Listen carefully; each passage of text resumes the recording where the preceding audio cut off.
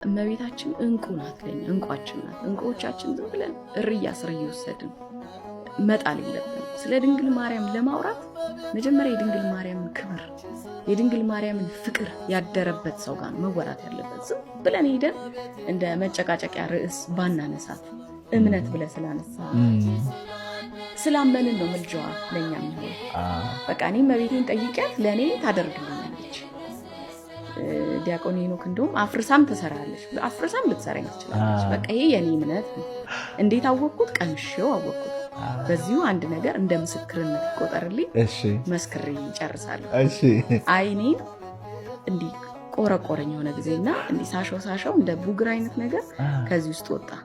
ከዛ ያለ ነጭ ሆነች ጥቁር ብሌኗ አለች አይደል እሱን በሙሉ ሸፈነው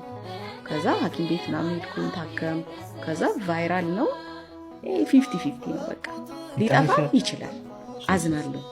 እና 5 መድኃኒቶች ሰጥሻለሁ እነዚህን የቀያየርሽ ታረጋለሽ ከዛ መነጽር አዘዘችልኝ ማለት በጣም ደንግጫለሁ ከዛ መድኃኒቱን ጀመርኩት 2 ቀን ያረኩት መድኃኒት በጣም ያቃጥላል ከምነግር በላይ ከዛ ይሄንን ልቀጥላልች እናቴ ጨንቋታል እህቶቼ በጣም ተጨንቀዋል ከዛ ኡራኤል ቤተክርስቲያን ለቤቴ ቅርብ ነው ላደኩበት ሰፈር ካዛንቺስ ከዛ አንድ ጓደኛዬ ምን አለች ኪዳን እንሂድና ታምረ ማርያም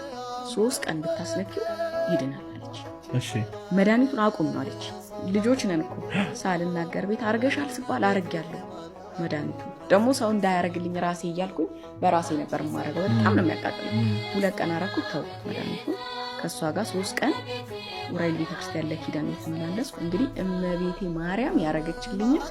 ተአምራት ነው እንደተናገርኩ ያለው ይጠፋል የተባለው 50-50 በቃ ከዛ 3 ቀን ዲያቆኑ ታምረ ማርያም አይደል መጀመሪያ የሚነበበው ተነቦ ሲወጣ 3 ቀን አስለቀ እኔ ዝምብዬ ማርያም የጠየኳት እንኳን ማርያምዬ ከማለት ውጪ ምንም ነገር ያልኩት የለም ሲነካልኝ ማርያምዬ ይላል 3 እያስነካኝ ለ3 ቀን ደገምኩት ከዛ በ4-5ኛው ቀን የሚበላኝ የነበረው ደርቆ መፈርፈር ጀመረ ከዛ እያለ የሆነ እንደዚህ ሻዶ ነገር ማየት ጀመርኩ እያለ ይነጩ የተገፈፈ ይላል ከዛ በኋላ ያው ኖርማል ነው በቃ እንዲህ በሂደት እያለ ጠፋ የሚያመኝ ነገር የነበረው ምናምን አሁን አይኔን አክኪው እንኳን አላቀም እና ይሄን ታምራት አሁን ባወራው ስለቀመስኩ ስለተደረገልኝ ምንም እዚህ ጋር መጥቶ ይሄን የሚያናግረን ነገር የለም